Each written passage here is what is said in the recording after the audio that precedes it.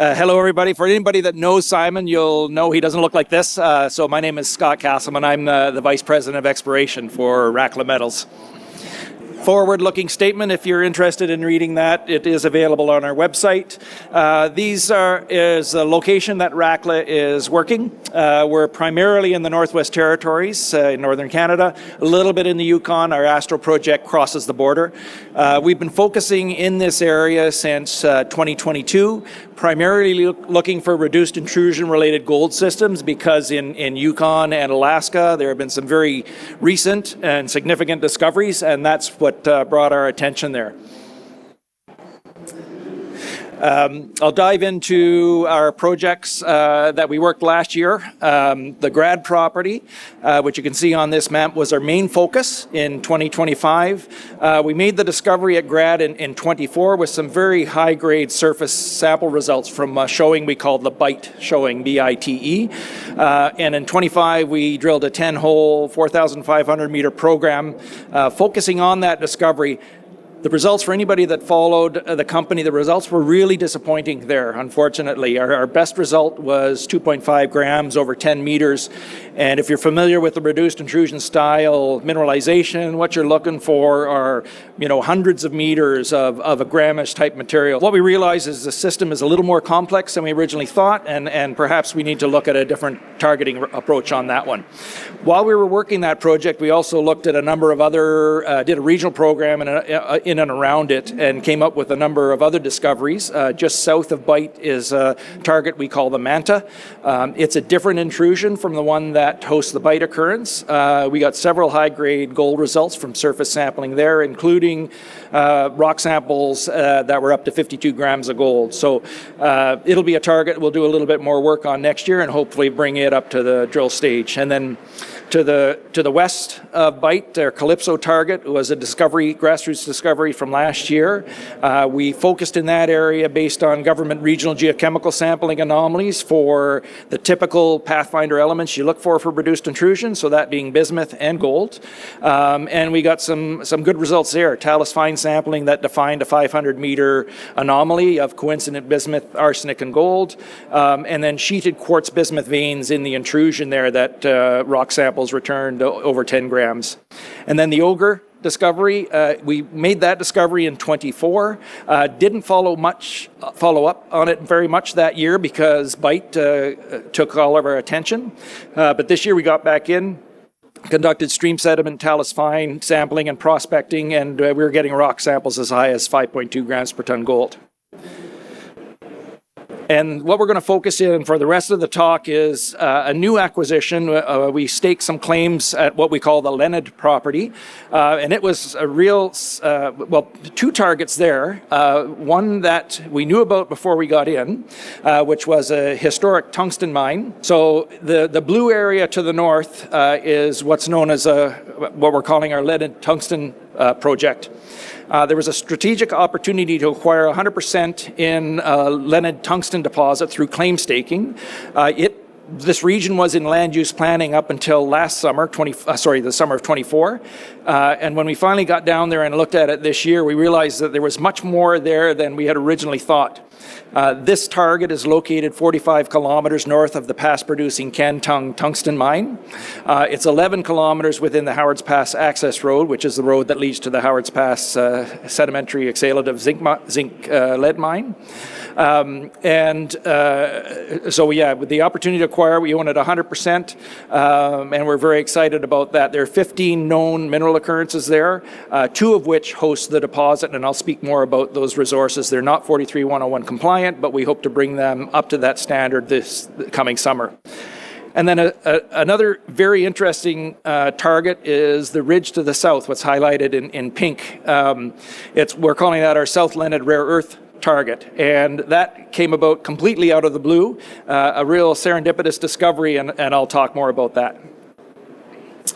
So first, looking at Leonard tungsten, it was a strategic acquisition, critical mineral tungsten deposit that became open for staking in 24, and we did all of our staking this year.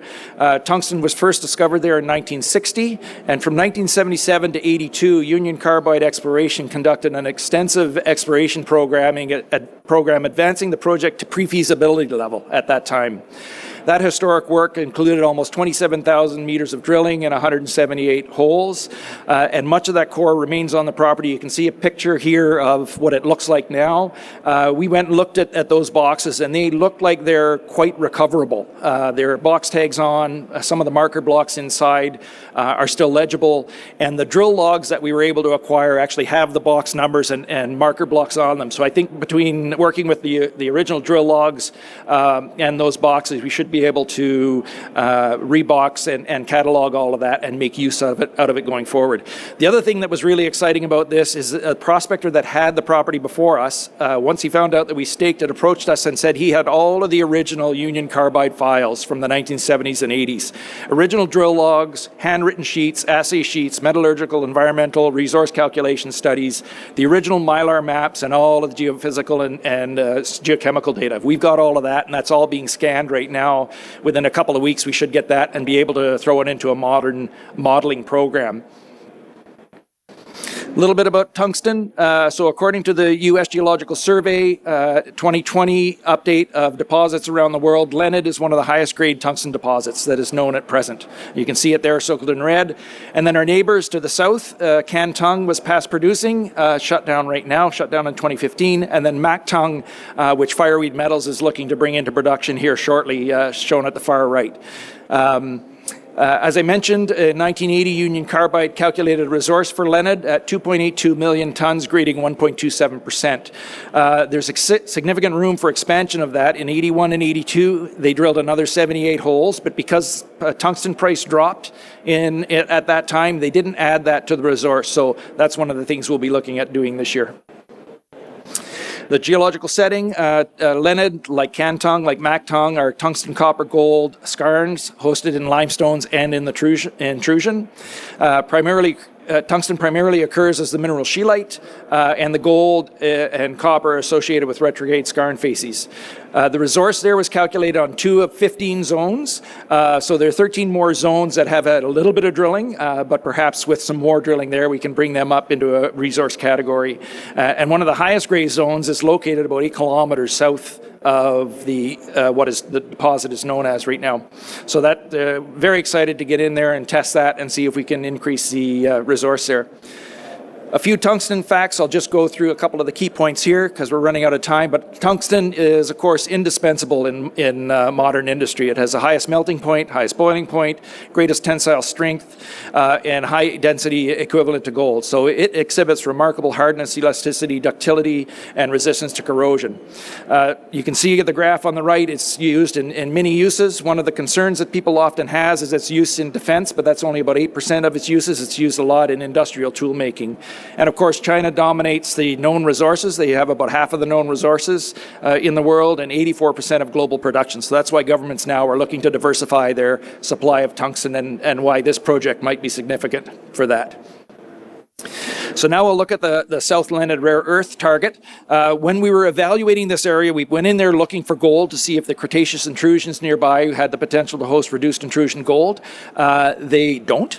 But when we got our results back, we were surprised to see that the 11 samples that we collected on Leonard Creek returned highly anomalous rare earth minerals. You can see the lanthanide series of rare earth elements there, all of the geochemical values we got. So it was very surprising to see this. We had no idea what to expect there. And it appears that the rare earths are not coming from the tungsten side of the valley. They're probably coming from the south side. A reason for that is we sampled the streams draining out of the tungsten coming down out of the hill. They did not have any rare earths in them. It was only the main stream down at the bottom that did. And then we looked at the regional geochemical data from government surveys. So in Yukon and Western Northwest Territories, there's been over 42,000 stream sediment samples collected over the past number of decades. Some of those samples, originally they weren't analyzed for rare earths, but as time has gone on, the government has gone back and reanalyzed some of the pulps for rare earths.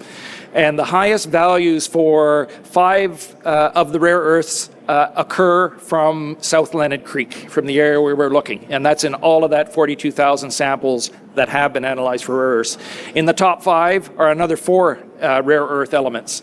And you can see those in that little, just on the outside of that little pink highlighted area. That would be bounded by Leonard Creek to the north and South Leonard to the south. And then looking at a few of the other elements here, that the previous map was cerium. This one has lanthanum, samarium, ytterbium, and europium on it. So you can see as well the red dots on either side of that pink area show some of the highly anomalous rare earth values that we're getting. There's very little known about that ridge in between where the rare earths are coming from. We know it's hosted, it's a very old Proterozoic phyllite in there, but there's no indication of any intrusive rocks. There's been no assessment work done in there, no sampling as far as we can tell. So it's completely blue sky area, and that's one of the things that we'll be tackling as we go forward in this year.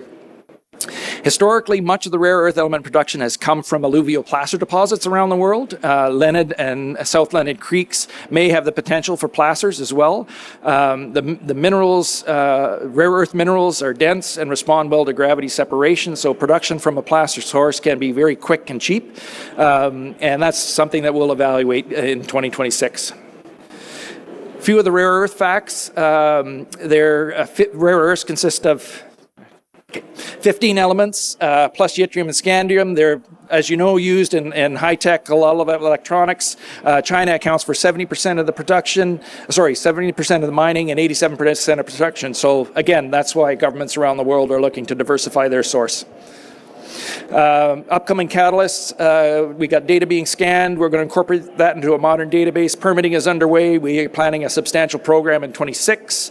Share information, fully diluted, we're looking at 173 million out, 9.7 million in cash as of January 1 in the bank, 38% insider ownership. Thanks.